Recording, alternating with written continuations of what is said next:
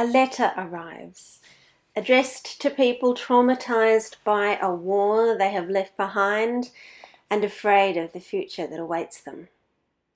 Their battered home is far away, and they are living as foreigners in a strange city among people who speak a strange language and worship strange gods.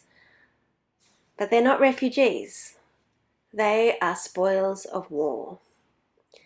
When King Nebuchadnezzar of Babylon first defeated Judea, before he broke down the walls and destroyed the temple, the king of Judea surrendered and was taken captive, along with the people considered most valuable: the musicians and artists, the priests and the best soldiers. They were taken to prevent them from rousing the hopes and energies of the defeated kingdom and from leading any resistance. They were taken to deplete the morale of the defeated kingdom and also to be put to work in the capital city of the conquerors to serve the interests of their captors.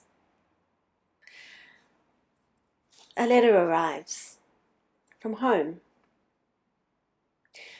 from that enigmatic prophet who had kept insisting that Judea would be defeated, when all the other prophets promised that God's chosen people and God's chosen city and God's chosen king and God's chosen temple would stand victorious against any enemy.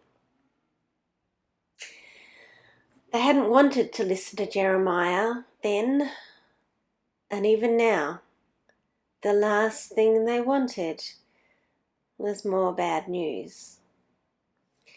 But they were hungry for any news from home, and maybe, just maybe, it would be good news this time. Maybe the defeat had been turned around and they would be able to go home soon. But no. The letter said they would not be going home. Not soon, not at all for most of them. Jeremiah's letter told them to make Babylon their home, build houses there, plant crops there, form families there, and plan for at least 3 generations of exile. Even worse than that, the letter told them to seek the welfare of their captives and to pray for them. Don't resist them, work with them. Their welfare is your welfare. It's hard to imagine a coarser salt that Jeremiah could have rubbed into the wounds of those traumatized, disoriented people. But the truth can be like that. And this was no time for fantasies about happy endings. If they were going to survive in that place, they must face the truth and plan realistically for the future. And they must survive, because their great-grandchildren would need to be strong, educated, skilled, and faithful enough to rebuild Jerusalem, physically, spiritually, and politically, when it was finally time for those descendants to go home. Jeremiah was like a doctor, letting the patient know that the test came back positive and the prognosis is not good. If you have ever been that patient or their family member or that doctor, you will know that as hard as that conversation is, it's always better to know the truth, because then you can take appropriate action. As much as they may have wanted to hide their eyes from the glare of this truth, there was one thing that they needed to know, and they needed a prophet of God to tell them. Having been taken so far away from God's city and God's temple, were they even God's people anymore? Had their identity and their relationship with God been taken away from them, along with everything else? Jeremiah begins to answer that when he says, multiply there and do not decrease. That word multiply, it's easy to miss, but it connects them to Genesis, where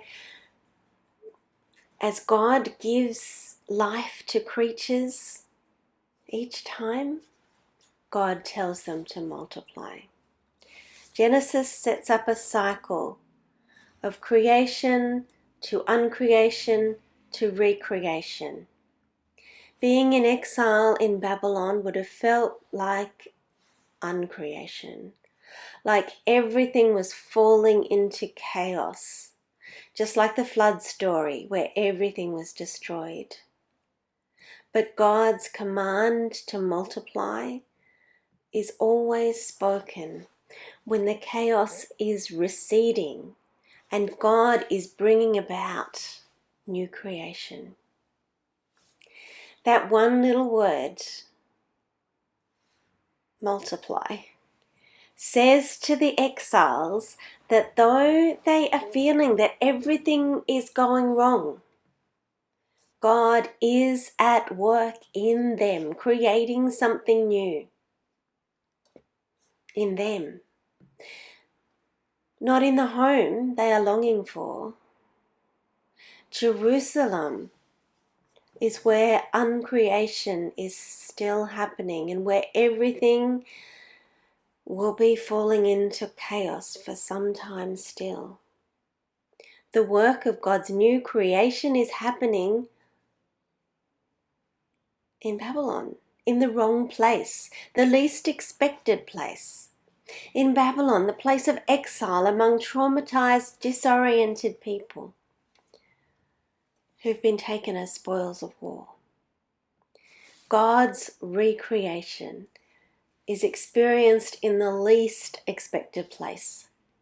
God's new creation is going to bring human flourishing to the least expected people. What looks like an end is a new beginning. Some of you may have experienced something of that. When my marriage ended, I felt very much as though everything was falling into chaos. And it felt like that for some time. But looking back, I can see that a new and much better life was beginning then. And it could not have started without the old life coming to an end. What looked like the end was a beginning. I was called to flourish just when I felt least valued and most rejected. And in that place that felt like utter chaos, God was making all things new.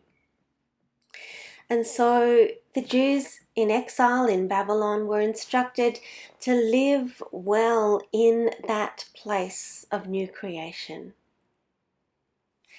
And even to seek the welfare of the city that held them captive, and see it, that whole wide community they'd become a part of, as a place of flourishing rather than of disintegration. And centuries later, a man finds himself living as a reject among rejects in the borderland of cold hostility between Galilee and Samaria. He has a skin condition. And people in his time knew that some skin conditions are contagious. But the science of dermatology was millennia away.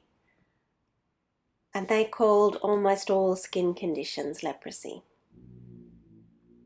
He seems to be living with 9 others who are all called lepers. All of them kept at a distance from healthy people. All of them considered a risk to their community. He is a Samaritan, and most likely the other 9 are Jews. We can only wonder about the fellowship they found in their common distress. Jews would not usually welcome a Samaritan among them, or vice versa, yet here they are together. Perhaps other distinctions have faded because they have a common status as rejected lepers.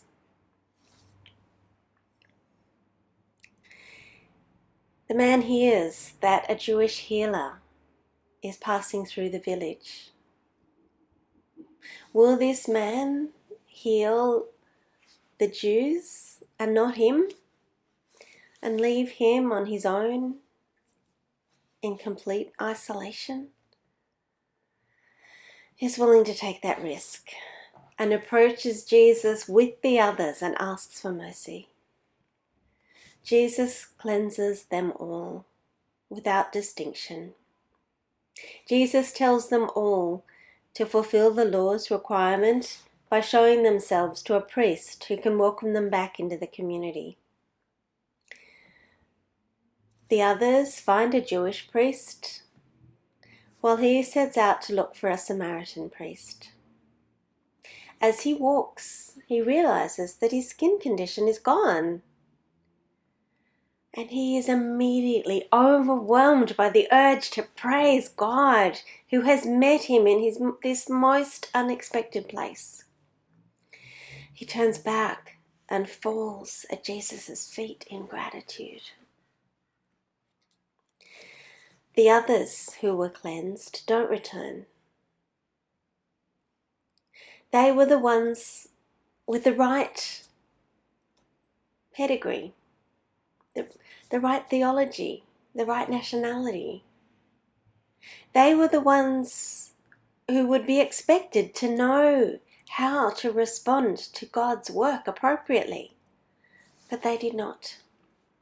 It is the outsider, the foreigner, the reject of rejects who alone experiences healing in every dimension. There are 3 different words used for healing throughout this passage. As this man is said to be cleansed, healed, and saved. All his companions are said to have been cleansed. To be cleansed is to be considered safe by the community, able to interact again, able to engage in the religious life of the community. We know all about that aspect of illness and wellness, don't we? Being cleansed corresponds to the time when a person who has had COVID is no longer considered contagious and is able to leave isolation.